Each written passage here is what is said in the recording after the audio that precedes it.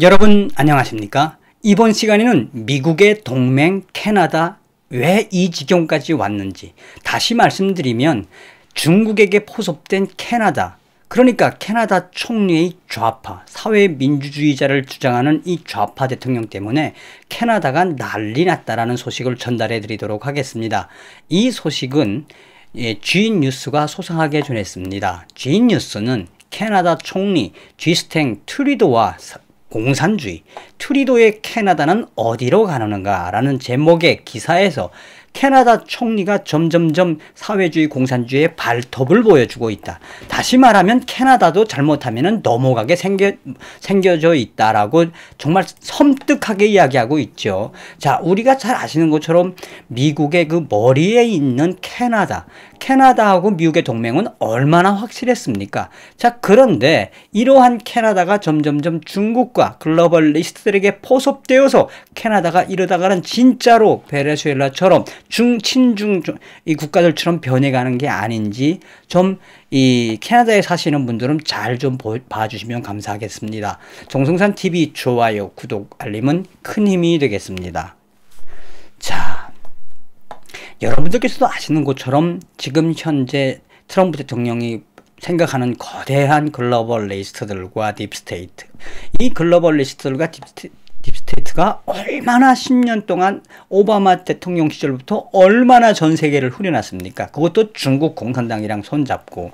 그런데 이번에 나온 소식은 한마디로 충격이다라고 해도 과언이 아니겠습니다. G뉴스는 미국의 대선이 점점 과격해지고 있고 트럼프 대통령은 깊은 국가의 늪 세력을 제거하기 위한 백악관으로의 두 번째 임기를 시작할 것이므로 누가 1월 20일 백악관에 취임할지에 대한 것은 의심할 여지가 없다. 지금 미국의 가장 가까운 동맹국인 캐나다는 지난달 일어났던 트루도의 사건으로 부글부글 끓는다.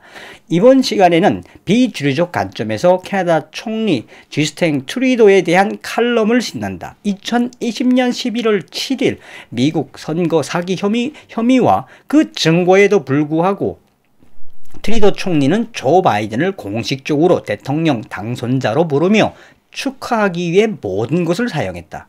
우리는 모두 헌터 바이든과 조 바이든의 중국 공산당에 장악된 바이든 가족의 게이트를 우리는 다 잘 알고 있다. 자, 그런데 캐나다 총리 트루도는 왜 그럴까요? 중국 공산당은 수년 전부터 전 세계를 장악하려고 미국과 캐나다의 침투를 현실로 실현시켰다. 여기에 캐나다 총리 트루도가 과감하게 시진핑과 손을 잡고 트럼프를 배반을 했다. 11월 19일 시드니 파웰은 미국 선거 사기 조사의 진행 상황을 발표했다.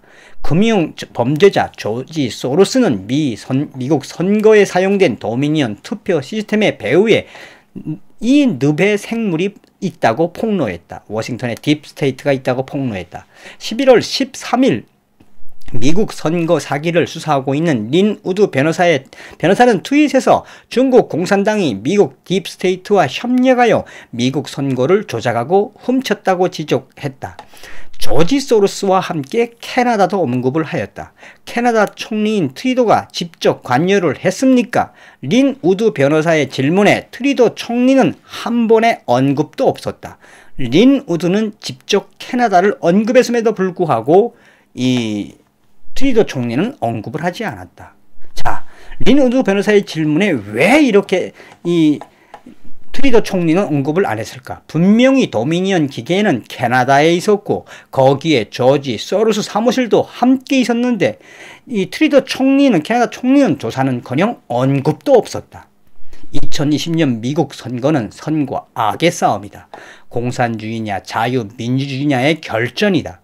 그것은 우리의 자유와 인류 문명을 위한 등불이 앞으로 100년 동안 계속될 것인지를 결정한다. 이 역사의 교차로에서 트루도는 사악한 공산주의와 함께하기로 결정했다. 그의 운명은 어떻게 끝날 것인가? 공산주의자들에게 리셋된 트루도 캐나다 총리의 캐나다는 어디로 가고 있을까? 더욱 충격적인 것은 트루도가 캐나다군을 중국에 넘기려 했던 사건이다. 트리도는 총리에 선출된 이후 줄곧 시진핑과 글로벌 리스트 조지 소로스를 만나왔으며 점점 캐나다군을 포위시켜 갔다. 자, 그러니까 이 소식이 뭐냐? 며칠 전에도 제가 말씀을 드렸습니다만 미국의 이 APCT 애국주의 연합이 캐나다에 있는 레벨뉴스를 인용을 해서 레벨뉴스가 단독으로 독점으로 터뜨린 것이 뭐냐?